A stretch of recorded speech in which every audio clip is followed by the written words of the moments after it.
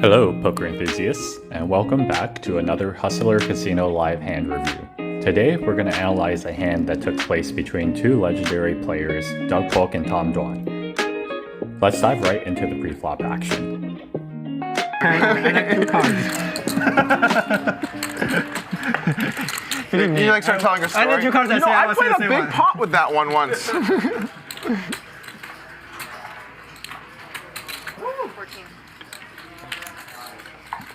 It was super juicy,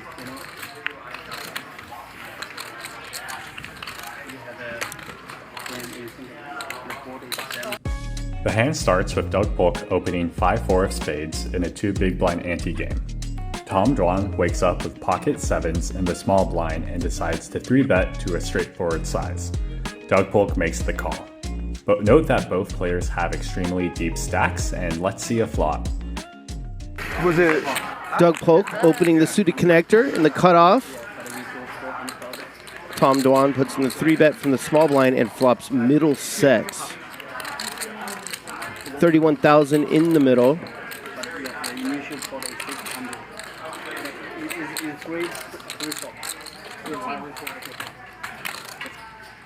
Tom bets about half pot.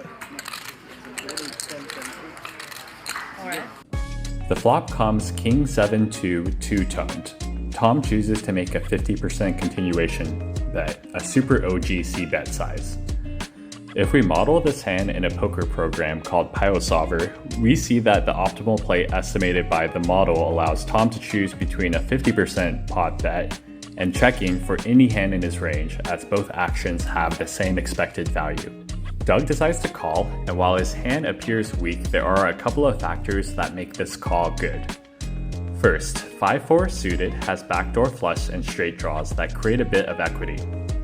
Secondly, he's in position, an advantage which is accentuated by a deep stack to pot ratio.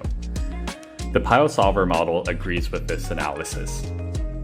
Note that if we run an experiment and reduce the stack size by 5 times to 100 big blind starting stacks in another model, we can see that 5-4 suited is now a losing call, which provides evidence that higher stack to pot ratios increase the effects of positional advantage.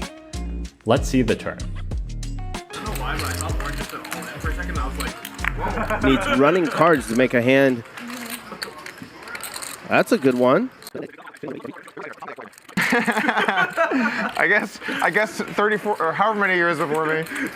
This should be the Ivy. Phil Ivy? Yeah. Sure, yeah, call him. 115. And Doug's gonna raise. We know Tom's not folding.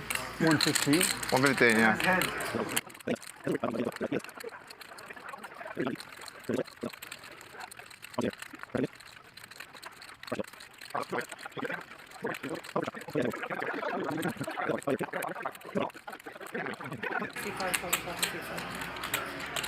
I call. Interesting. On the turn, Tom is in a similar situation as on the flop. He again has freedom to choose between a 50% pot bet and checking with almost all of his range according to the Pile Solver model. He opts to bet. Doug, facing this bet, decides to raise. Our Pile Solver model also recommends this play, I think for a couple of reasons. Firstly, with deep stacks, there is an urgency to build the pot when stacks are deep, with a hand that is drawing to a strong straight that can win a big pot. Secondly, Doug's hand hates getting 3-bet all in since it's a good hand but has to fold against 3-bet since 5-high cannot win at showdown and will rarely improve. Contrast this to when Tom calls and Doug can bluff river unimproved or value bet the times that his draw completes. Tom's risk to reward ratio for 3-betting all in is poor, so there's little risk of this happening. Note that if we run another experiment, we can see that the in-position player practically does not lose any expected value by deploying a strategy without a raising range. This is interesting since a lot of players will not have a raising range in position in relatively low stack to pot ratio spots. Tom, facing the raise on the turn, could 3-bet for value with his set. However, his hand is invulnerable, and trapping Doug Polk, known for his aggressiveness, seems more effective. Tom does call. Oh man. Legends battling. Boat Got that sweet baby there. for Dur.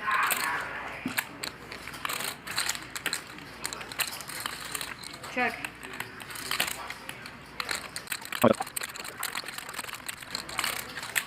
$420. 420.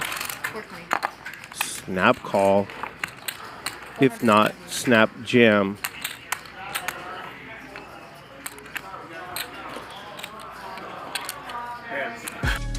On the river, Tom checks procedurally to Doug, who overbets about 120% pot. The solver model's turn in position raising range is really narrow and idiosyncratic, so I don't think it's useful to analyze the solver model's output for this rare scenario on the river. I don't have a ton to say, besides Doug, as a game theory optimal disciple, is likely betting a balanced range of value bets and bluffs. Back over to Tom, who goes into the tank for quite some time. With a very strong full house, I think raising all in will perform significantly better than calling. Calling should be considered since Doug is extremely polarized after raising turn and overbetting river. For Tom to have a winning value raise, he needs to win over 50% of the time when called. It does seem hard to get called by worse when Doug is representing such a strong value range, but I think it'll happen enough.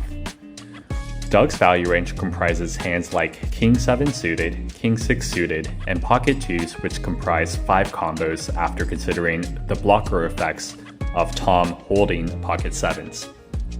Note that the blocker effects also block the only combo of 7-6 suited possible. On the other hand, Tom only loses to one combo of pocket 6s, which makes quads. Therefore, for Tom's value raise to be better than calling, he needs to get called by at least 20% of Doug's value bets, which seems realistic, especially since Doug is a GTO disciple that will try to defend frequently enough in this spot. Let's see what Tom does.